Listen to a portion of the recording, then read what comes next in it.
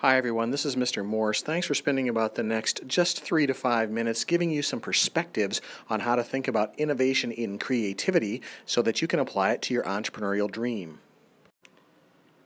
To me, entrepreneurship really kind of boils down to this little graphic that I made.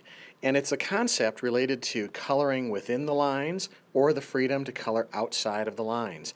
Many of us were raised all the time growing up to really be careful so that we can color within the lines. And that's how traditional education works. We're rewarded for answering in a format that is expected and requested.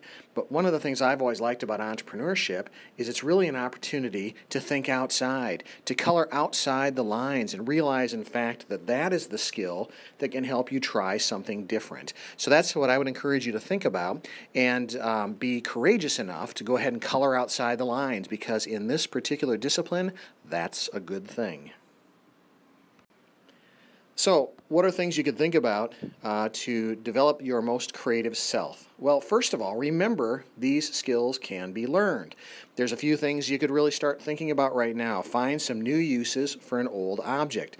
Focus a lot on what bothers you or your friends. Find out what's going on. Where are the trouble spots? Those, then, are often the opportunity for success.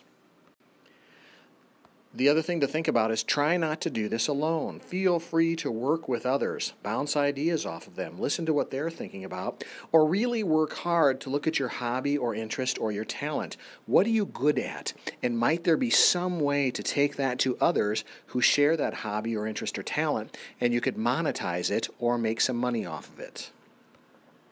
And along the way, may I strongly encourage you to be aware of the barriers to creativity. Probably the very first one is number one. People in our lives who say, well, we've never done it that way. Or, I just don't have the budget or the money for it. And probably at the root of everything is our own fear of failure. So recognizing these barriers helps us see them and possibly avoid them. And from my perspective, it really feeds into all of the ways we can take our ideas and make them our dream. So for me, it goes back to this. Yes, it's important to color inside the lines, but there can be real opportunity if we're willing to let go of the fear of failure, willing to be creative, and color outside the lines. Thanks for your time. Have a great day.